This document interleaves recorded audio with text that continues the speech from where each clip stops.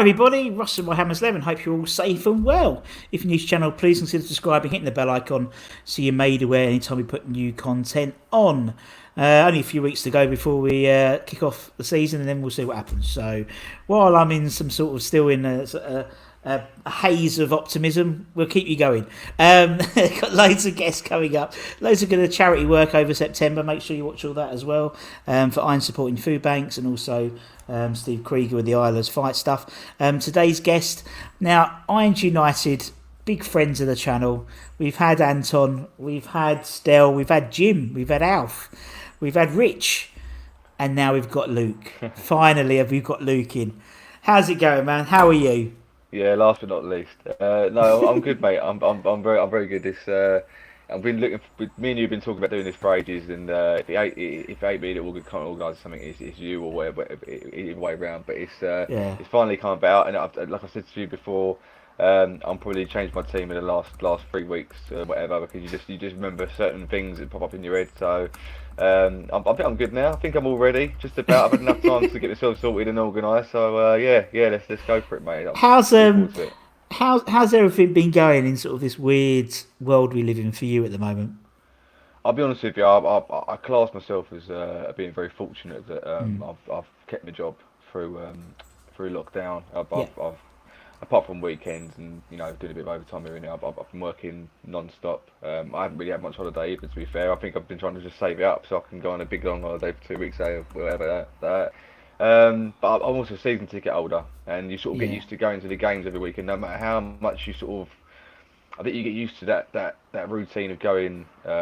Exactly. And since we haven't been there, no matter how much you slag off the stadium, no matter how much the team piss you off every week because they lose and whatever, you do just kind of you miss it after a while, and you miss the sort of the banter you have with the people you go with and all this sort of stuff like that. So I've been working, not going to football, and that's not the best life for anyone because life can get a bit stale when that Yeah. happens, and it's not the worst life, but it's not the best life either at the moment, is it? No, So it's true.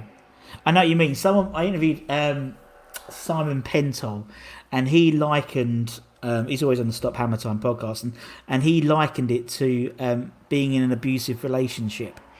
In that he's a QC as well, so it's even worse. But being right, in like an abusive relationship where you just keep going back to the same person, thinking they'll yeah, change, yeah, but doesn't matter what happens, they'll beat you, and next day you'll walk in and make them dinner, and horrible, isn't it? It's it's just horrible. like it is, isn't it?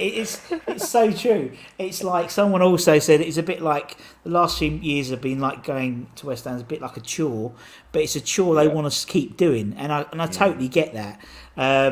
And it must be weird. I mean, I was fortunate as well because obviously I'd never really stopped going really because I did all the lockdown games Mm.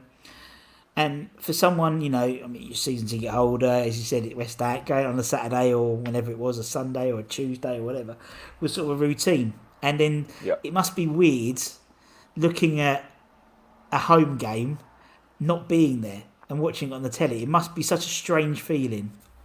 It is funny. It's weird because one of the local pubs in the town, I go there with a couple of family members and family friends, and we've sort of built up a little group. Mm. We'd never be with them during home games. We'd always be with them for away games, and we couldn't get tickets and whatever. And since lockdown restarted, we've been joining them more, and it is weird to see like the London Stadium on the TV and going, I'm not there.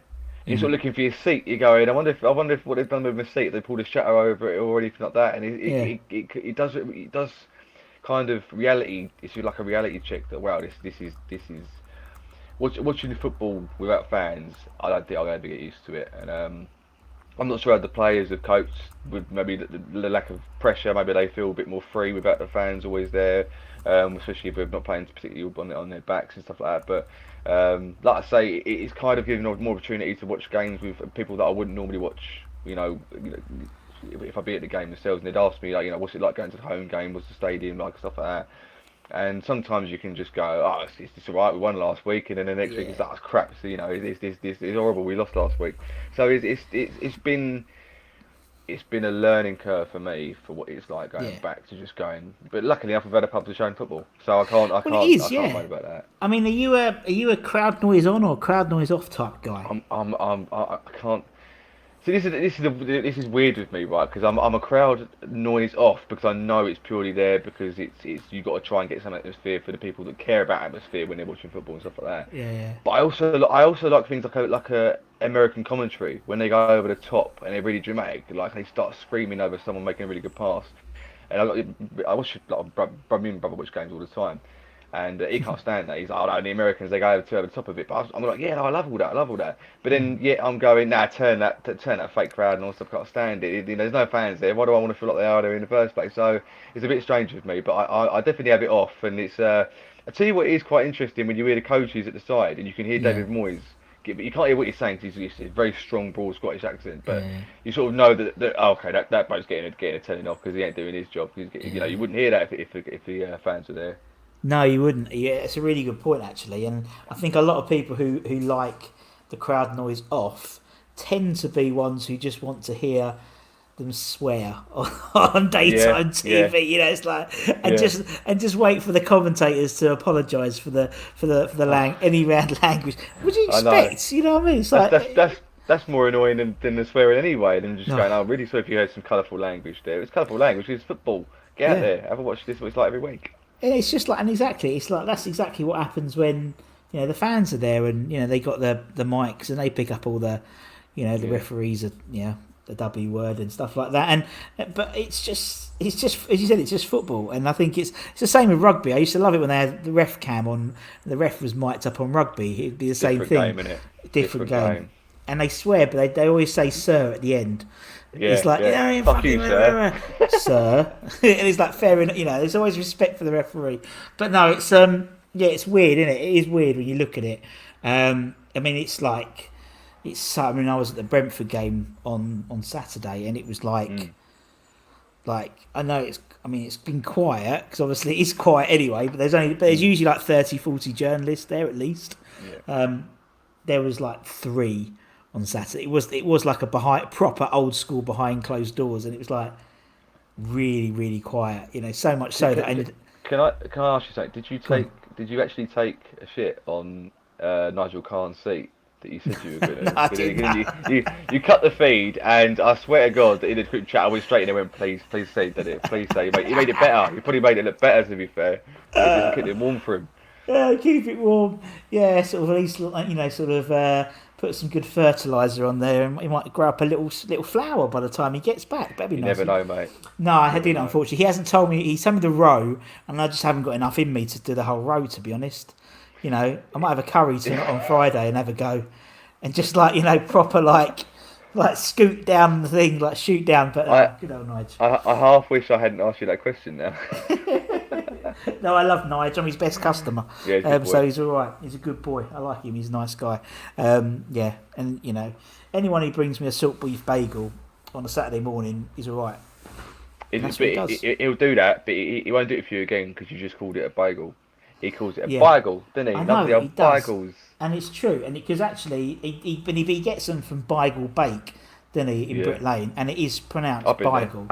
Yeah, it's Pucker. I mean, that's the best one. I mean, there's 2 of them. That's Yeah. the best one, and Nigel, and that's everyone knows that. And but I used to work for a Jewish company, and obviously there were Right. bagels, and so it's like it's like tomato, but One thing I like about old Nigel is the fact that you can't really talk about anything without him giving a backstory or the history of it, which is good. He's always got a way of telling it nice because he seems to keep people interested. But it's just you can't just say, "Oh yeah, that's quite nice." Oh yeah, that was built in 1575, and that's history.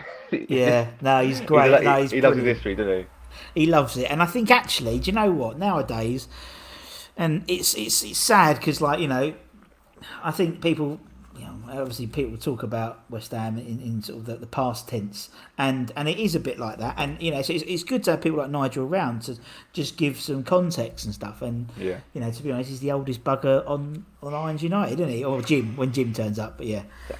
I think Stell might be up there. He's gonna hate me for saying that. Oh, it's all right, Stel, friend of the channel. Yeah, no, I've got Stel. I stitched up Anton with the quiz last week, and I'm going to stitch up Stel with a quiz in a couple of weeks' time. Why not? Why not? He knows he knows I'm going to stitch him up, but he doesn't know how I'm going to Exactly. stitch him up. But it's going to be good. It's going to be good. That's the game, innit? So yeah, that's what it is, and that's what I love about this. All the it's, I was like you guys, and obviously you were on that gift of the gab the other day, whatever that was.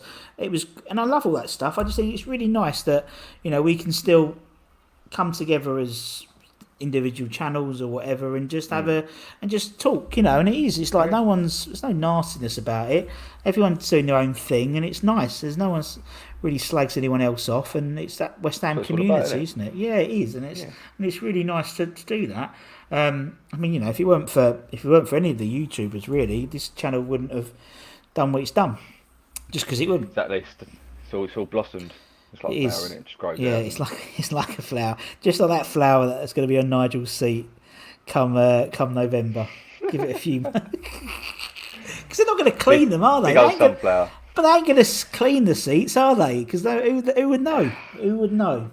They bloody need to with this virus going about. They need to get right on the sanitizer. Well, that's a good point. Yeah, thinking about it in retrospect, actually, they should all be thoroughly, professionally cleaned before anyone gets back in, whenever that may be. Although I was reading today, Arsenal, they reckon the Arsenal, what's the name game, Sheffield United game, something like that.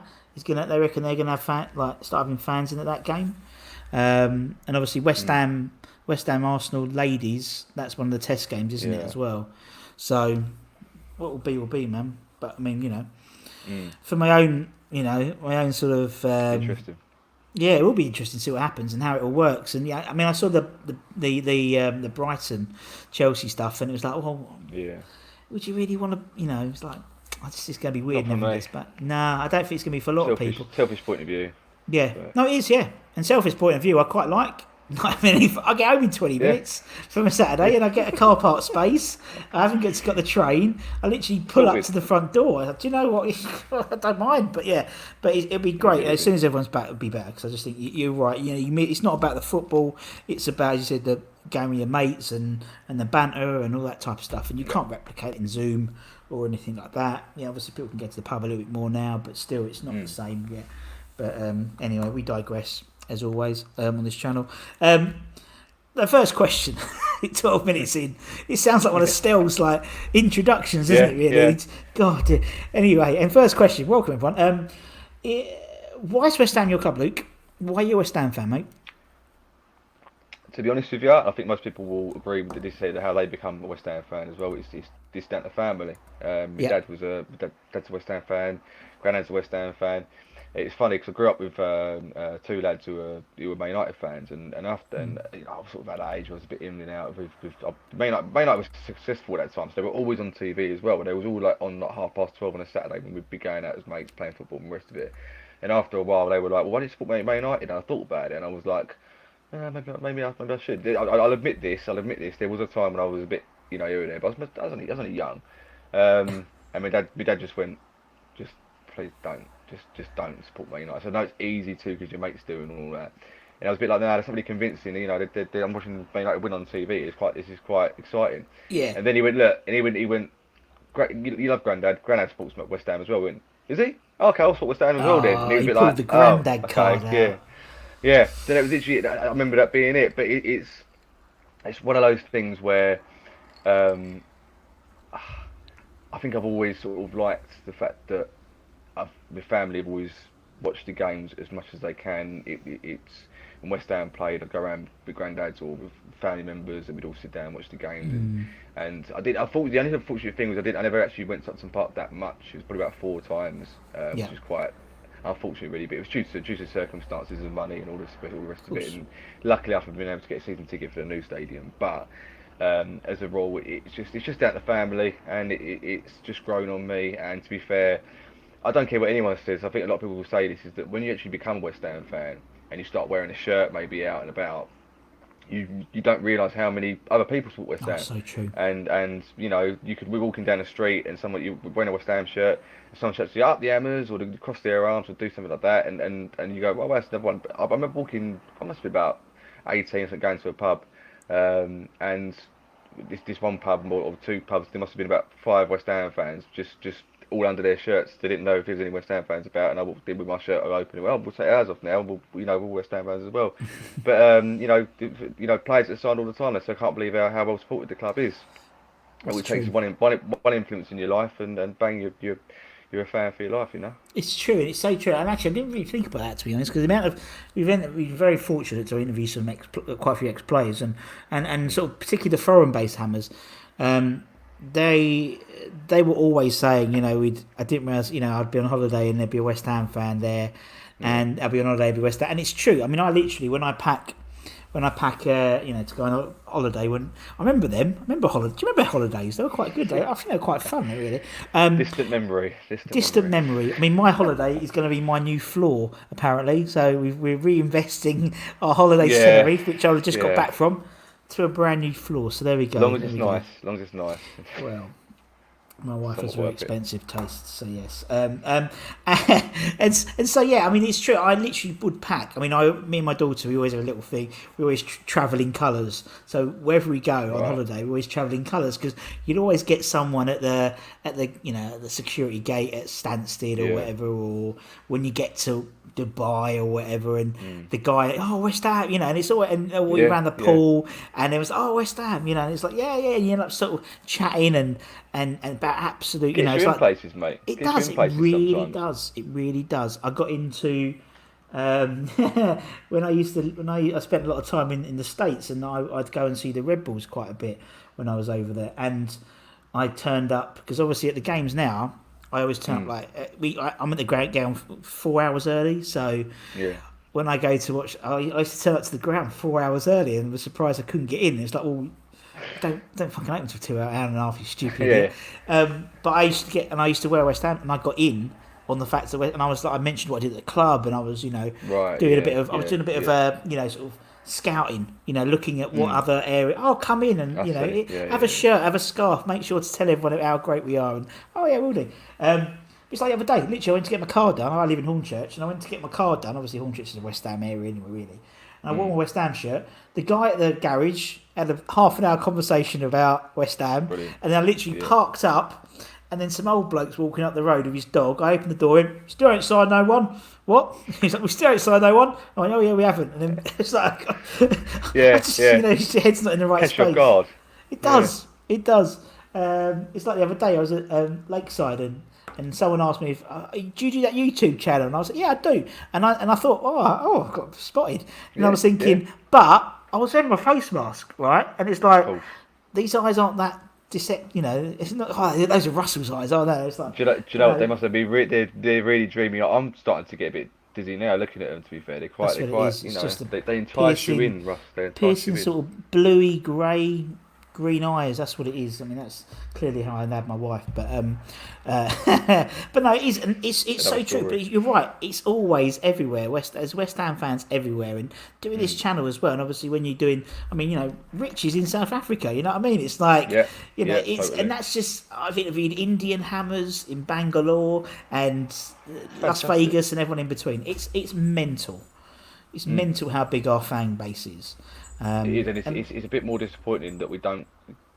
It's a bit more impressive considering we don't have as much success as possibly we should do. Yeah. But it's also at the same time it's a bit of a pity because it's like we should have more success. The club could be 3 times as big, but then again you sort of think to yourself, well, we're like this because we're like we are. If we were like a Man United or if we were like a Liverpool, we were just chasing the titles all the time.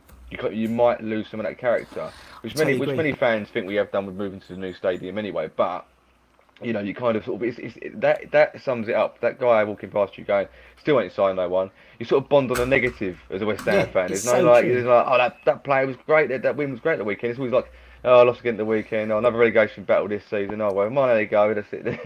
It's always like you do just bond on negatives all the time. Unfortunately, it's that sort of East End spirit of the blitz type attitude, isn't it? And I think you're right. I'm the same way. I mean, yes, part of me would love us to be a Premier League champion, one day. But part of me is like, what would that take? As you said, people criticise it now. What would it take to get to that level? It'd mean millions, hundreds of millions of pounds worth of investment, infrastructure from the ground. And it's like, there was something about West Ham when I was young, and it was always a bit spit and sawdust sort of way of. But it was like the East End way of doing it, you know. And it's just like, I know what you mean, but so we've been bonded by failure, but that's what it is, and that's why West Ham fans, I think that's why West Ham fans are just the way they are, and they have a unique personality, you know, and it is unique, you know, they laugh in the face of adversity, they know the drops are coming, they know they're going to turn up at Chelsea and then lose to Burnley, but you know it's going to happen, and that's why I think you have to watch every game, because it could be that game that they turn up. It's weird because I look back now and I think the mates, you know, going, oh, we've got Ronaldo, Rooney up front, you know, this, that, and the other, and you kind of go, you must go into a game wondering how many goals you're going to score. I go into a game wondering if we're going to score, and wondering how many goals we're going to concede, and it's you kind of go to yourself, it's almost like this is the thing when I think when top teams score, they kind of go, yes, right, this is it, this is like that. When we score, we're like, oh, we scored, fucking hell, like, you know, we're really, you know, brilliant, you know, let's get another one. Oh, like we conceded, oh, we've seen another one. So it is different. It's a completely different ball game, and I'll be honest with you, when Fergie, I think, retired from United, I said to my mate of mine, I said, oh, you're going to be like West Ham now. You're going to go right then. He goes, no, we're Man United. He's built up a team now. And I said, do you never get bored of winning? Is it not like, oh, again, we're going to try? And he goes, no, because you're always fighting for it. You're always fighting for it. Because Man City at them, they were trying to win the league as well. So your rivals are now almost going to try and take over you, or they possibly could do anyway. I said, is it not like a bit of like, oh, this is quite exciting actually, a bit like Tottenham and Arsenal, like, you know, now you've finally got your main local rivals, you're going up against you. He was like, no, we're all about the winning, mate, we're all about winning. And then City did win it, and he come back to me and he went, actually, I'll be honest with you, he said, I was gutted we lost it, but it was like, oh, hold on, they are capable of doing it. Yeah, we have got some competition now, and it was a bit like, oh, hello, you know, there's new boys on the block, and it almost like, oh, this is, and then you start looking at the top six, and you go, this is not just the top three anymore, it's the top six now, and years have gone by, and unfortunately, the only time West Ham have ever looked like we're going to crack that was on, you know, the last season of Boleyn, and it's quite, everyone takes a piss out of Mark Noble saying, including myself, saying, oh, this club ain't run like a circus no more, which is very ironic. But I think at the same breath, most West Ham fans would have agreed with him at that time, because it looked like we were really heading the right way. But in a more ironic turn is that when they had that hologram of Bobby Moore turning the lights off on the screen, it seems to have literally killed off the club in that way in a little bit. Like that is a big part of us. The symbolism for it. I think I agree, and I think actually, you know, partly, but I think it's just a factor of football in general, you know. I mean, it just seems to coincide. You know, it's like you don't get even. I mean, I don't know. I can't speak, you know, for other clubs and stuff. But you look at sort of what's been going on and other teams and stuff, and I just think football in general has gone to this sort of uber professional level now, where it isn't about the fans. It isn't, you know. It's like, you know, when like Messi's available for 700 and a Man City, oh yeah, we'll buy him. It's like, well, how the actual fuck can you buy him? Like legit, you know. It's like, and it's like football is at that level now where it's almost like a commodity. And it was a little bit like that when I remember when Abramovich came in, and it was like, oh, that's going to ruin the. And then there was talk of other sort of Russian oligarchs coming in and making it almost, because they did that with the Russian ice hockey. They all brought their own teams and brought the best players in and go, look at us, you know, we've got a bit. And it got a bit like that when there was several sort of, you know, sort of maybe Middle Eastern sort of people looking after different clubs, and it was very much like that. And I just think it's indicative really of football, which is a shame, because it's. I mean, just looking at it from West Ham perspective. That's the thing, is that, you know, I can't. It's not the fact that I'm like, I hate GSB, they're out. Like, I cannot. The way they've handled the club, I feel is really, really unprofessional. And it's not just me going, I don't like them, get them out of their scum. It's, you could literally research and pinpoint the things where they've let themselves down with what they've said. Half of the thing is their own point.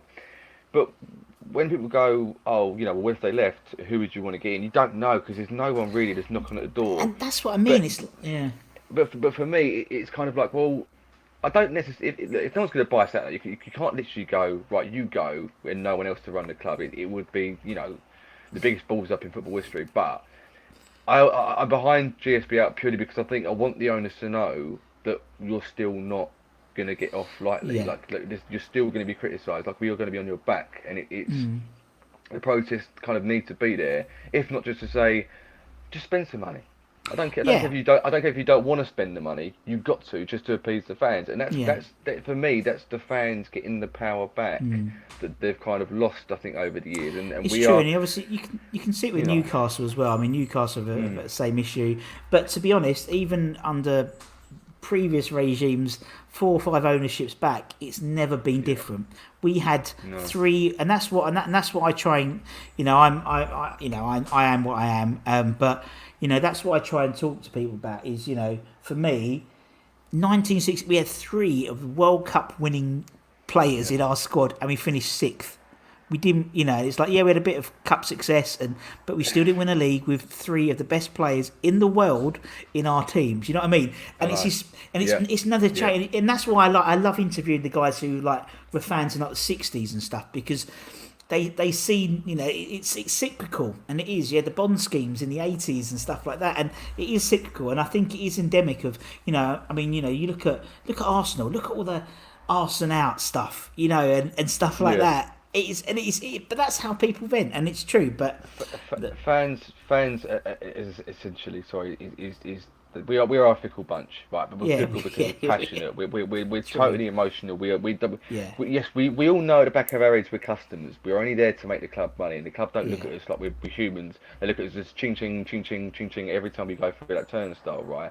Yeah. But at the same time, we are kind of our own worst enemy in that regard. That we're very like, I'm really angry, and it's suddenly us. I'll see you next week. But my problem at the moment with kind of West Ham's ambitions is the fact that I think we've got to let go of this whole cup run thing, because don't get me wrong, I would love to win the FA Cup. I love the League Cup. I know people say it's the Mickey Mouse Cup, or it's nothing up to me. Love it. I personally, I'd love to win it. I watch it every time it's on TV. But football's moved on to a point now where you're asking the owners to go out and buy loads of money and buy world-class players, right? Players don't come, especially to the Premier League, to win the FA Cup and League Cup. They come to the Premier League to win the Premier League and get in the Champions League. Whether they want to do that because to put their own wages up, but Arsenal have just won the FA Cup, right? And they're brilliant. They're happy, and Aubameyang and Lacazette are celebrating and stuff. But if you said to Aubameyang now, we're going to try and win the FA Cup again next year and not really worry about Europe because we're building for the future, he'd probably go, I didn't come here to win the FA Cup, mate. I come here to try and be in the Champions League. Okay, it's a trophy. But these players don't look at it. They don't even know about the League Cup half the time. It's like, what was it this week? Was it a midweek game? We played Atkinson Stanley at home.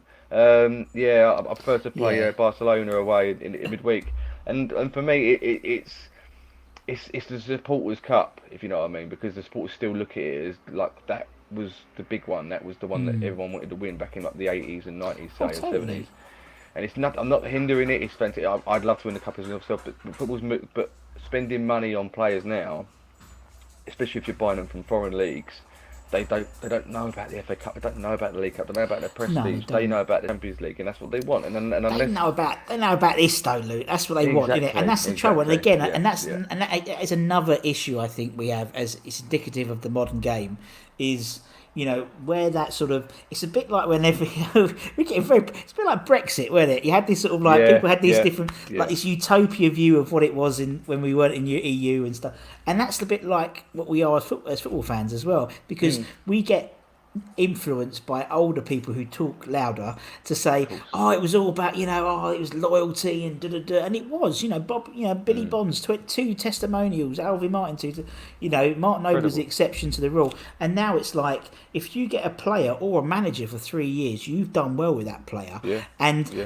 that's, and again we go, they've got to be loyal, and it's like, well, it's about, you're right, it's about passion, but it's about, and you're thinking, if you've got a new job and someone offered you the same job you're doing now, but for like, I don't know, 10 grand more, you'd be there straight away. You'd be like, how long have I got? A month, off I go. And that's the trouble, isn't it? And I think we don't see it as a job for them, and they do. No, that's it. It's because we haven't got 60,000 fans looking at Yeah. us in an office, It's going, true. email that spreadsheet, got contact that person, get that deal done, get the invoice in. He's got the invoice in. Let's celebrate. Let's all go to the piss up. All done. We had a great day. Well, that's what I'm saying. For me, you can't compare it to a normal job No, because no, no, no. we don't want to be in our normal jobs. If it was up to us, we'd have all the skill in the world. We'd be playing for West Ham ourselves out there. Yeah. We'd all be scoring goals for the Hammers. But it's that in a way that's why you love the game because it's never boring, is it? It's never boring with football. No. Even non-West Ham stuff. It always keeps you entertained. It always keeps you interested. There's always something to either laugh at, to criticise, to get angry about, and I think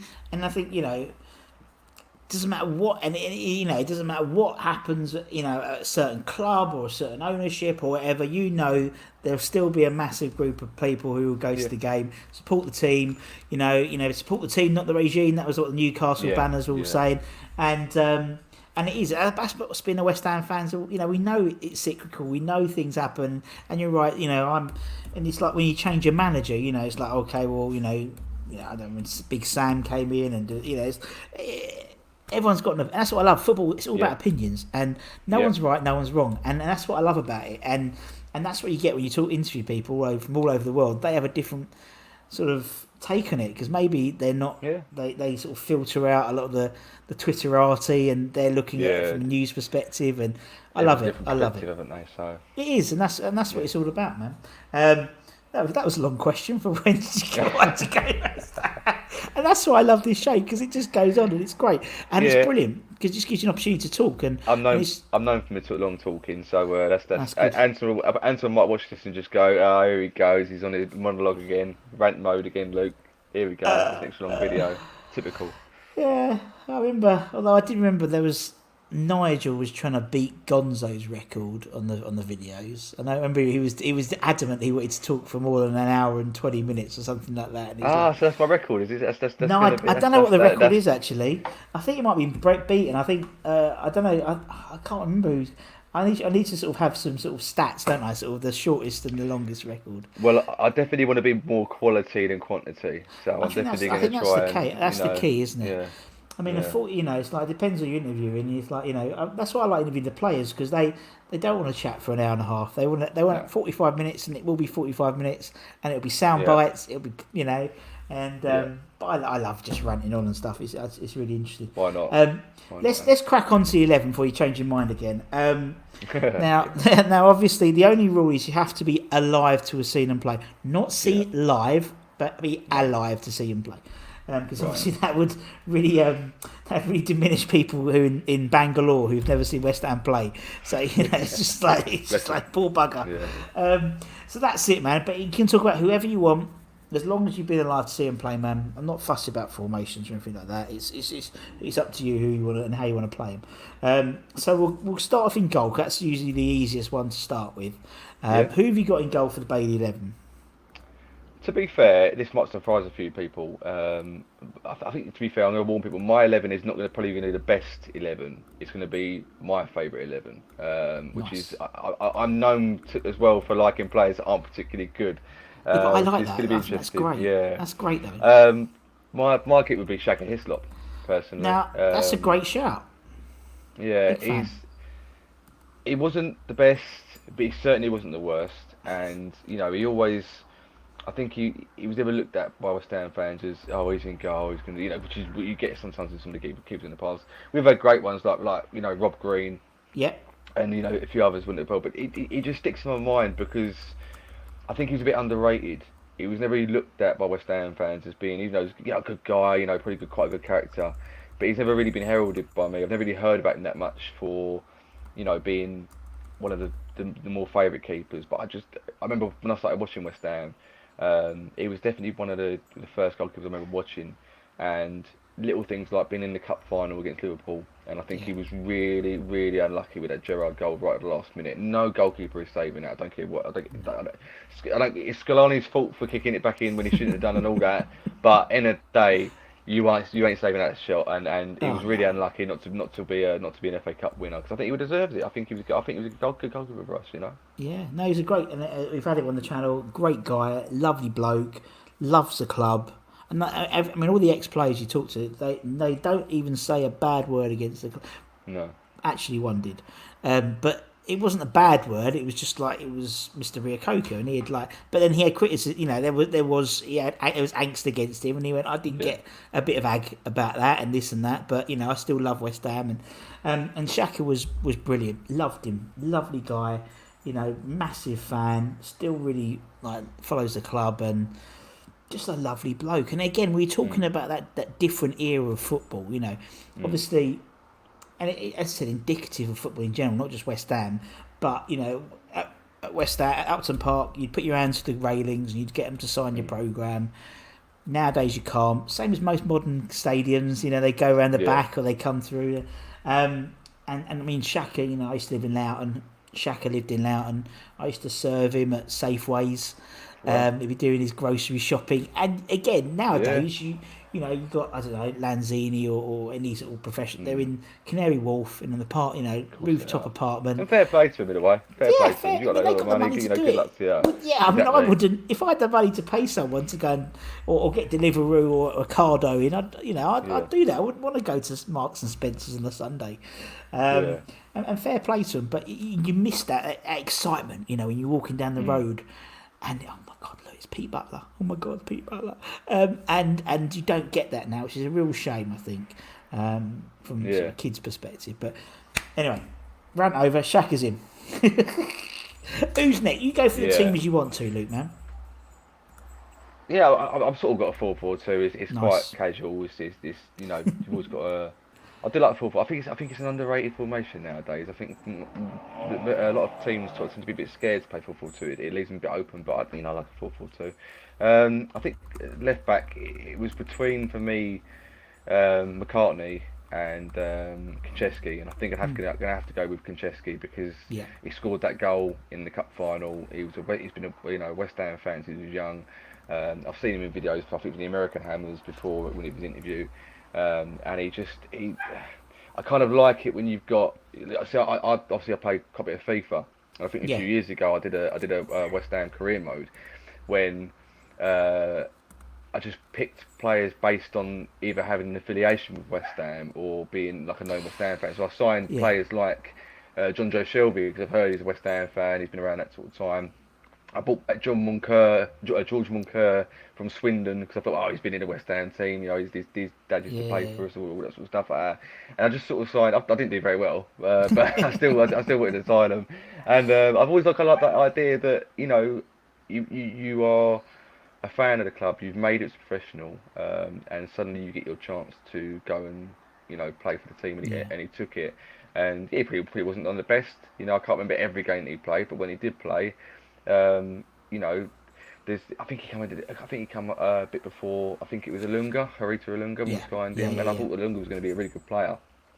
You know, to try and sort of be either as good as him, or I can't remember when he signed actually. Saying that my memory defeats me, but it was that goal, and it was really ironic actually because I remember being on holiday in Turkey, and my brother had a dream that we'd won the cup final 3-2, and Konchesky had scored. Didn't say he scored the winner. He just said he scored.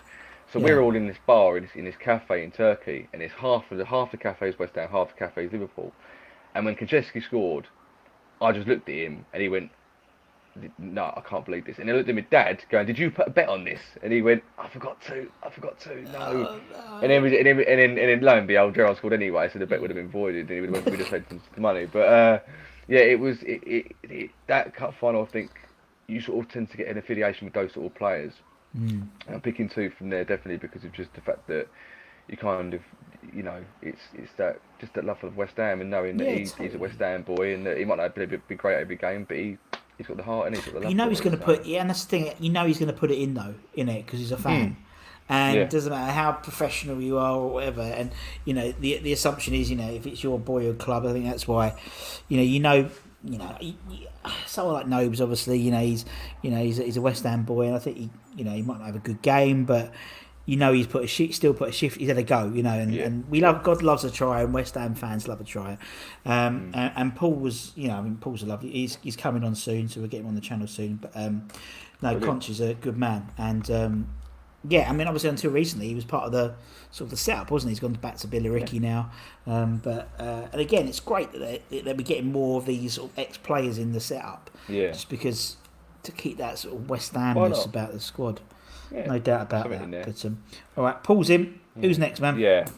Right, this might surprise a few people, but I actually really like Manuel da Costa when he played for us. And there's one particular reason why.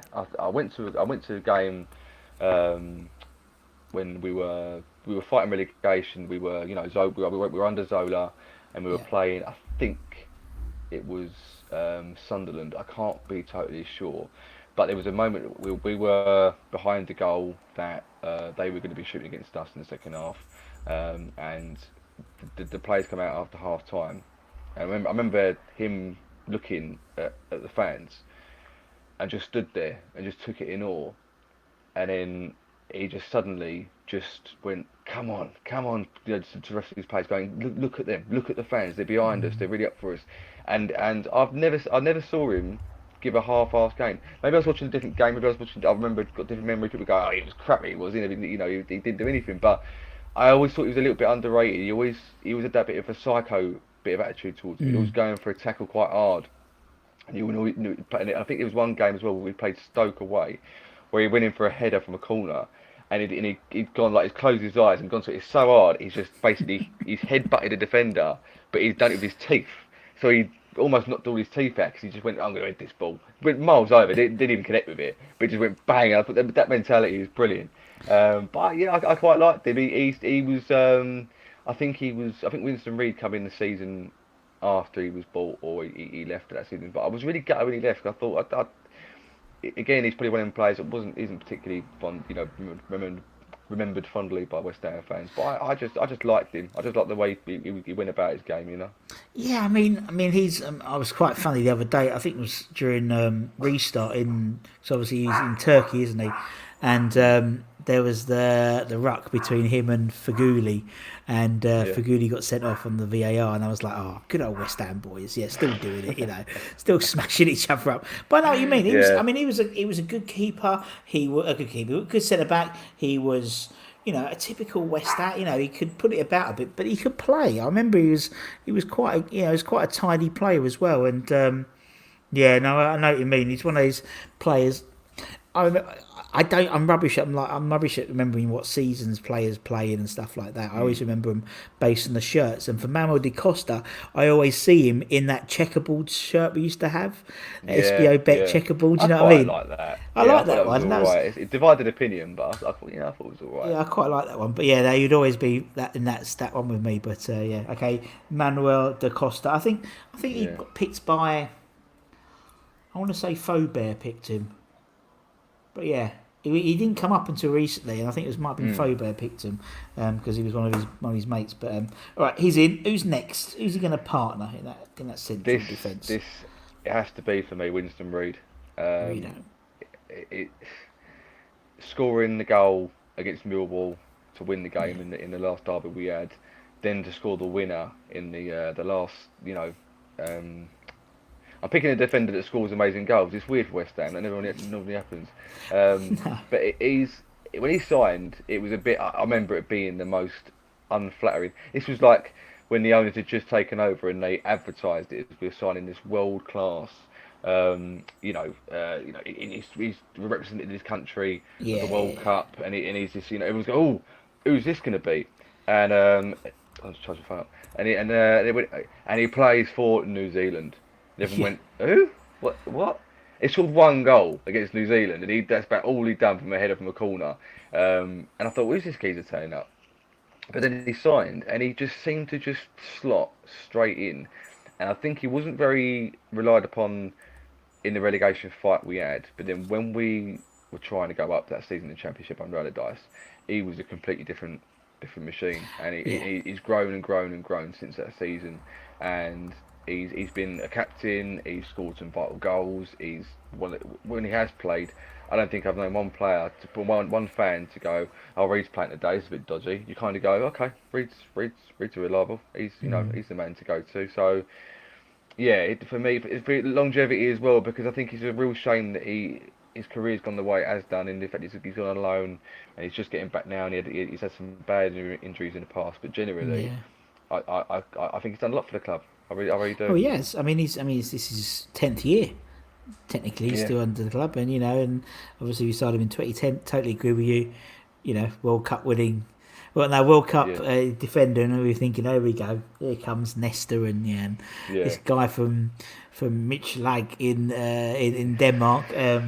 But yeah, no, and you're right. The best thing for him was West Ham going down because it made him as a player. yeah. I And think quite a lot of people, few players like actually got yeah, quite a good thing out of that.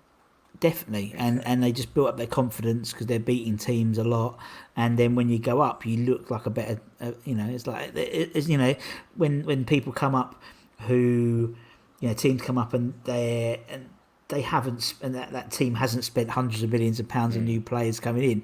9 times out of 10, they actually perform quite all right. Like mm, Sheffield United and yeah, I mean Norwich may be the exception, but they still spent reasonably big. But when we obviously came up, we did all right.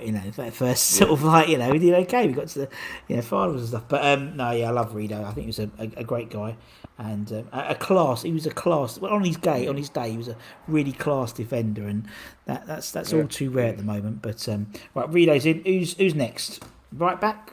Yeah, right back. There's been a few that we've had dodgy ones over the years. Yeah. I actually quite like Cole Jenkinson when he first come on loan because he just everyone was like he was part of the team that had Saka and Valencia and Downing and thought we're in the top four here. We could qualify for Champions League.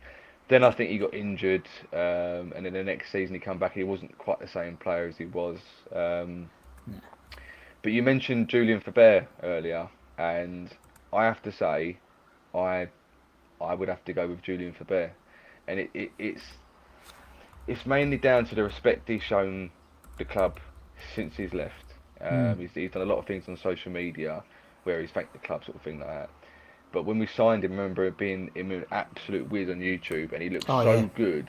He looked so good that a lot of people were going, "How's this geezer not been you know looked at by Arsenal and Real Madrid, who he ended up going to for a little bit, which was kind of ironic." He was never the best right back. He was never bought as a right back. He was always bought as a right midfielder, but he was kind of almost made into a right back due to necessity. I think he was in the end.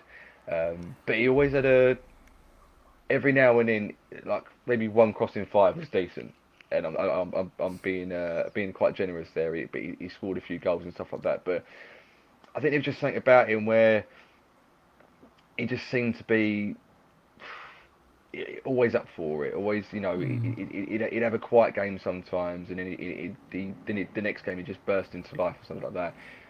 People might look back going, "Oh, how the hell have you chosen Faber at right back?" But I ask people now, have a look back at our right back, especially over the last 20 years, and tell me a good one. Because Glenn Johnson weren't in enough for No. me to choose him because he was going to be the rising star, and he might have got in then for me.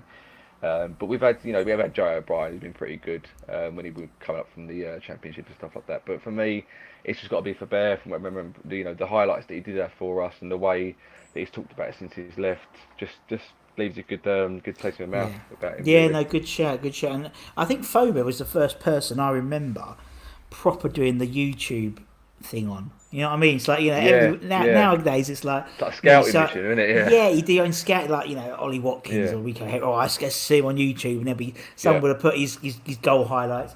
And I don't remember ever doing it up until Julian. And Phobe comes along and this guy's rapping and, they call him the TGF, the really Yeah. fast. And you're thinking, this guy, and then he got injured, didn't he, in training Mm. after we signed him in pre-season. And yeah, cracking bloke, honestly. Love, such a nice guy to chat to as well. And yeah, absolutely adores the club, adores West Ham. And we do all right with French players, Yeah, I yeah, yeah. We think, at do West actually Ham. saying that. I did an 11, a French 11 the other day, and it was we were doing all right. Bernard Lamar and people like that, and we've done okay with French players. There hasn't been too many flops, which has been good. Right, Faber's in. Let's go into midfield.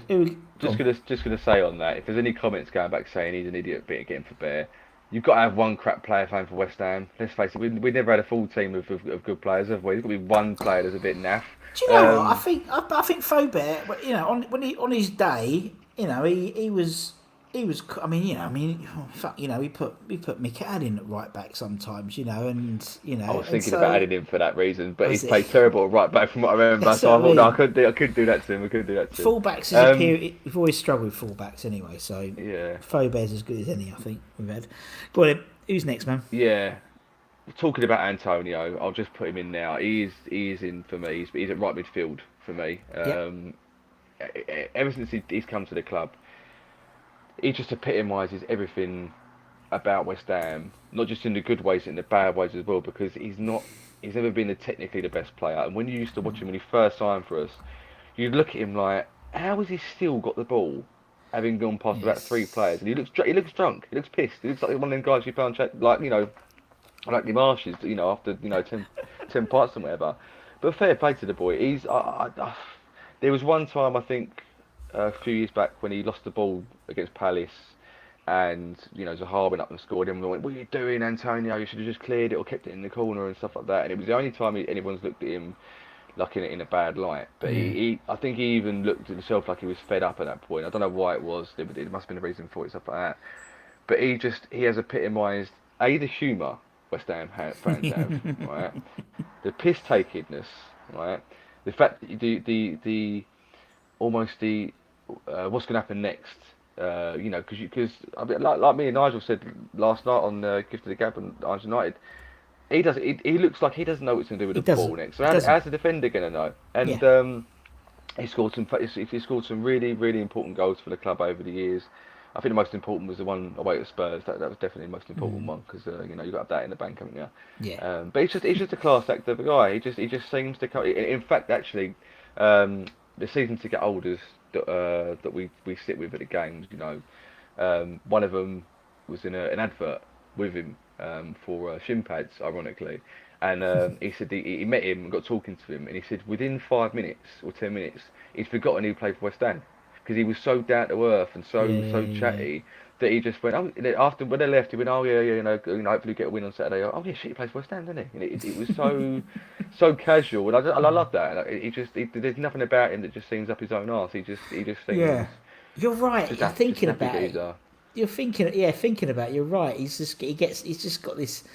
He just understands the West Ham humour, doesn't he? And Mm. I mean, remember you, Nigel, saying, he crashed a car and made it funny. Yeah, It's like, yeah, only him would crash his Lamborghini and be in a suit in a snowman outfit. Do you know what I mean? It's yeah, like, and it's so totally. true thinking about it. The only thing that really pisses me off of Antonio, I'll be honest, is, Mm. and is why he hasn't done a chicken dance as his celebration yet. Do you know why I You've think got he you've hasn't? got you've got Kevin Nolan there. It's so obvious. Yeah. I think he's worried about getting sued by Kevin Nolan for it, and Yeah. you never know. And now he's in the coaching team as well. You can Yeah. imagine Kevin going to him, lad, don't do that, lad. Don't No. show me up. That was my celebration. That's not yours. Leave it where it is. Um, and he's look. I ain't being funny. He doesn't need the chicken dance. He's got so many others he comes up with. It's Yeah. almost like a new one for everyone he scores. So Good I'll idea. always remember. I remember the one. When he scored in the final game at the Bowling. It was 2-2, and the momentum was going. Everyone was like, right, we're back in this now. And he was trying to do his dance, but Andy Carroll was like, can you just stop dancing? He needs to get back and get the winning goal. It was brilliant. He's just a great lad, and I love him. I always will do. Yeah, no, I just think he epitomises sort of a West Ham player, wasn't he? We Mm, bought him and he was raw, he's grafted, he's played in God yeah, knows how many positions, and after 5 years the other day, wasn't it? After five yeah, years, he's finally in this position where we really really rely upon him, yeah. which is Good on him.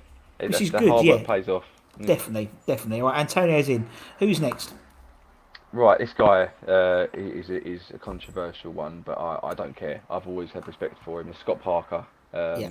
For me, he was the main reason why those seasons where we were trying to stay up under Zola and under Grant, I've never seen the player work harder, to be No, honest with me you, neither. and he dragged that team as far as he could. And I'll always remember Carlton Cole saying when we drew 3-3 away to West Brom in a post-match interview, and they said, where did you find where did you find the ability to come back from? And he said, to be honest with you, it was Scott Parker. He said it was half-time team talk. He said I had tears in my eyes. It was Yeah. he had so much emotion, and it kind of it doesn't annoy me because I understand why certain West Ham fans feel that way. That because he went to Spurs and the way he did it, maybe that he doesn't deserve any more respect and he gets a bit of criticism and stuff like that. It kind of annoys me that maybe he's not looked like he should be by West Oh, Ham fans totally. for what he Winds me did up. while at what he did. And the reports I heard is that his dad was a West Ham fan, dad was a Tottenham fan, and on his deathbed it was like a wish that I want to play for Tottenham to pay me dad back. And I'm sorry, but I've got to respect that. I have Yeah. to respect that. But everything about him, the way he played, when he played, the goals he scored, people forget he scored some blinding goals. He scored some amazing goals. Um, and if you look on YouTube, Scott Parker's West Ham goals, I'm sure that you'll be reminded of some absolute worldies that he scored. Mm. But there's that celebration after he scored against Wigan, and he went over to Zola, and it was just, I just, again, he epitomised at that time, maybe not afterwards, but at that time, he epitomised what every single West Ham fan wants to see in a player. Totally. Black boots, old school, war haircut. He had the lot, and he was like a throwback to a proper old school footballer, and I've always respected him for it. Oh, totally. And I'm so with you on that. I am. I get really angry when people talk about Scott Parker in a bad light because he won Hammer of the Year 3 years in a row. You look at other people Yeah, who won. exactly. He's won that. It's more. It's Bond. It's people like that, and it's like.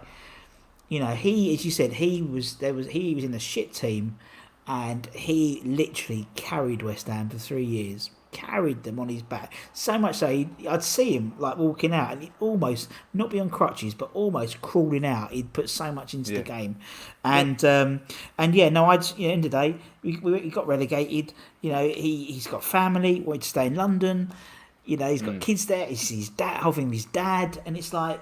Fair enough, we were shit yeah, enough not to, not to stay up, and that's unfortunate. But and he carried on playing until he went. It's not like he went on and put a transfer request in like a Defoe or someone like that. no, And no, it really, really winds me up because everyone talks about Mark Noble. Mark Noble wouldn't, and I'm adamant. Mark Noble wouldn't be the Mark Noble we see now, or we've seen last whatever it was, 10 years or so, if it wasn't for Scott Parker's influence, because he tutored him. And now Mark is tutoring Deck, so it's all this sort of circle of life type thing, and if anything, just for the Parker pirouette, the yeah. little turn, that was Scott Parker, and that's why I love the man. Noble, Um, Noble was doing that in the he was Championship the doing, season yeah, Parker left. You could he tell that it had was, an influence on him, yeah, and he's been and doing it Deck, ever since, I know and then Deck's. passing it back. Yeah, Deck did it as well. Yeah, I saw Yeah, Deck do it a yeah, few times in restart. yeah, I thought it was quite funny. yeah, Right, Scott's in. Who's Scott going to partner in the middle? yeah. Just mentioning Declan Rice there, there's going to be players that I'm gutted, and I'm a bit not ashamed of myself for not including because I've got I love Declan Rice to pieces, Yeah, and he's up there at the moment for me. But there's going to be a couple of players that are going to shock. It's just a couple of players that are going to shock people that I haven't included, but it's just my own opinion right now. If I'm going to have to pick my 11 now, um, I can't pick three strikers.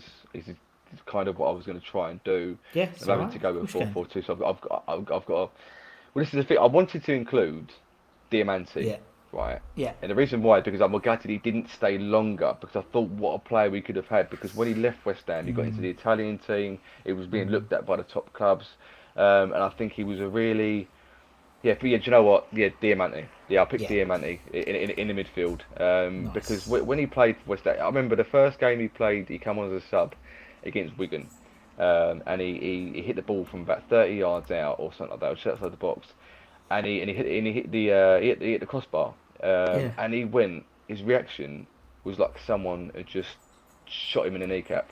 He just went like that, almost tore his hair out, and the game's going to go against Liverpool. I think he scored a free kick, or he missed a penalty against Arsenal or something like that. But it was like the new Di Canio for us. Everyone He thought he was was, yes. he was The the new Canyo coming Di light. Yeah, Canio. yeah, yeah. The emotions, he showed glimpses of the ability. He wasn't always there as a player, but there was something about him where I think he almost scored from the halfway line when he took a shot against the team, and he just I think there was an image where he scored a goal for us, and his wife was in the one of the box room, and she couldn't hold her baby because everyone was jumping around and celebrating so much, and it's gutted for me. I've always thought to myself, if only he'd stayed more, he could have become a West Ham cult hero. I won't say legend because that's saved for other players, but definitely a cult hero. And it's just gutting for me. He didn't stay. He didn't stay longer. Yeah, no, he's one of those players that you enjoyed seeing, and yeah, it was a Mm, throwback to Di Canio, and mm, it's just because I think it's just the Italian passion more than anything. But no, I yeah. loved him, and he had an interview the other day, wasn't it, with Russian Thomas, and um, Mm. and it was brilliant. You know, saying how much he loved the club and he really regretted leaving for Brescia. I think he went to, and you know, love the guy. Absolutely love him. Okay, Diamante's in. Who is next? Who have we got next? Hello, can you hear me, Luke? Hello, Luke. Can you hear me? Right, my connection's got a bit slow at the moment. Don't worry. You're there, but I can't.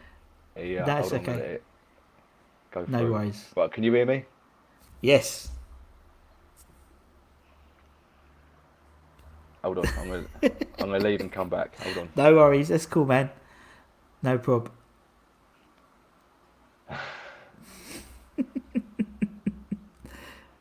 Oh dear, technical. Right, hold on. Hold on. Right, you back? You can hear me? I can hear you. Can you hear me? Right, are we back? We all good?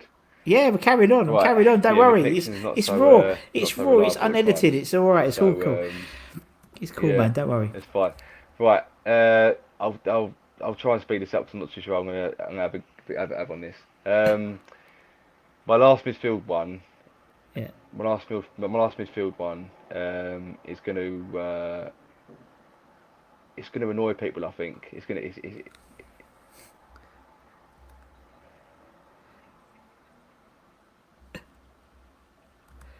I can hear you. You're all right, man. You okay? right. Anyway, Luke will be back very, very shortly. He's going to drop out and drop back in again. Hopefully, it will work, and hope everyone's well. We've got the game shows every Thursday for Iron Supporting Food Banks, which is really, really good. Make sure you support that. Obviously, make sure as well that you're donating to the Iron Supporting Food Banks. There we go. It's got the ticker on it. We're looking to raise £20,000 in the next by the end of September. So please make sure you donate to that channel. It's a great cause, and we're really looking forward to that. We've got lots of great stuff coming up as well. Hopefully Luke will be back in very, very shortly. Luke's coming back in now as we speak. He's coming back in as we speak. There he is. I'm just taking that. I've done my bit of charity work. There we go. Right. You all right, Luke? Yeah, can you hear me You all now? right? Yeah, I can hear you fine. Yeah. I can hear you fine to start off Right, with, man. okay. It was all right. Don't worry. Yeah. So who's next No, midfield? He's going to pick. You said he's going to piss you off this midfield and piss people off. Who are you going to pick next? right. It's gonna be Dimitri Payet. That's the Uh, thing. People always say it pisses them off, but everyone picks him, and there's a reason why everyone picks him. yeah, I can't stand what he done to the club. He was a snake and all the rest of it. But for me, he's the best player I've ever seen in a West Ham shirt Me too. while I've watched the club. Just for pure ability. There was a game again away at Man United, and scored the free kick from 30 yards out. I remember watching that on a stream, and it was a little bit lagging behind. And my brother come down from the stairs and going, "Have you just seen what he's done?" And I was like, "No, I haven't yet. Hold on. He hasn't. Oh, he has." And then went ballistic, and I remember watching him at certain times, and just he'd leave me jaw dropped for about 30 seconds, Yeah. and I'd be going, how can a player this good be at West Ham and be like, how is he doing what he's doing? What is and it just leaves me speechless, and it's just so gutting the way that he's left the club and what's happened and stuff like that. Um, and I hate him for what he's done, and he's dead to me and all sorts of stuff like that. But fundamentally, he's the best, and Di Canio is my favourite ever player for his ability and his passion as well. But from what I've witnessed, I didn't witness very much of Di Canio at the time, as I was growing up. But I remember Mm. witnessing Payet, and I just have to, and it's really It's a difficult one, but yeah, it's got to be Pyatt for me. No, I totally agree, and it's one of those things where everyone sort of talks about him and oh, I hated him, but he was the best player of us all, and that's what it's all about. I think Yeah, we wouldn't have that incredible season, no, last season of no. bowling without him, and Memories and stuff. exactly, and people think where he left, but people also forget how he came to us, which was Mm, people always forget, which is exactly the same thing he did. So he's got yeah, form and he's done it every club he's been to. So what did you yeah, expect? Same as Arnie. I mean, Di yeah. Canio only got him because he Let's pushed say over that. a Yeah, referee. Do you know what I mean? yeah. So, you know what I mean? So we've got Mavericks, form. Mavericks, mate. Maverick. And that's what you get. If you get a Maverick, you know they're going to throw their toys out because that's what they do. Yeah, That's just the players they are. They're impetuous. That's why we always like playing Arsenal or whatever because you just wind up a few of their boys yeah, and they'll throw their toys out. And that's exactly what you get. But yeah. he had an incredible talent and was by far the best player I've ever seen at West Ham technically. Not the best player, but the best player technically. So I think Di Mm, Canio had the technical ability, but he had the passion. And I think you need yeah, a mixture of two. But Pi is in. Who is next? yeah. Right, the two strikers. It was going to be Di Canio, right? Yeah. But like I said, I didn't witness that much of him. Unfortunately, I've only Sure. seen. That's I've cool. looked back on that. So the first one is Dean Ashton, Yeah. because for me he could have been how Harry Kane is looked at now in the current England team. He Good could have shout. been that Good type of shout. player, and he's. Well, I think when he was announced that he actually retired, I had a tear in my ear, tear in my eye, because I was just so gutted for him. I Yeah. think I wouldn't have cared if he went to Man United, to be honest with you, because I thought, no, well, you've always fought Man United, you were linked there to go there, and you deserve. It was almost inevitable that you were going to go there anyway, because West Ham weren't anywhere near looking like they were going to challenge the top No. six or whatever like that. But little things like the goal he scored away against Man United, where he was against the prime Rio Ferdinand and Van Good der point. Sar, who was injured at the time, and to do the overhead kick in the way that he did, and then had the Man United fans behind the goal clapping him. Yeah. Um, Shows you, doesn't Everything it? about that, and it just the way he was, just the way he carried it. He's always carried himself as West Ham lover since he's been, I think he's a bit of a Norwich, he's a Norwich, boy, he does a lot of things for them, but fundamentally, he's always given time for West Ham, always respected them, and watching him, he was just, you know, ever since he signed from his debut against Arsenal away, he was a colossal, and it was just for me. I'm including him as well because I'm gutted that he didn't get more of a chance to have a career, which is the crying shame for me. Exactly. And he was, I mean, for me, he was the ultimate striker. He had everything. He had everything. He had pace. He wasn't quickest, but he could beat a defender. He had skill. He could hold it up, and it's just a terrible shame. But for England as well, not just for West Ham, as you said, he might not have stayed at West Ham for many No, many years no, on top. But wishful thinking. England were crying out for that partner with Rooney, weren't they? Yeah, And they he were. would have been that partner. Probably would have been that partner of Man United as well. Yeah, But exactly. goes with that. But it's and I just think it's a terrible shame. But he still speaks really highly of the club, Mm. and obviously he did because we sort of helped him out. We kept him Yeah, going, bless him. And I still can't look at Sean Wright Phillips. And no. I turn it off when he's on telly. It's really feels irrational. Poor bloke, typical West Ham. The smallest player on the pitch.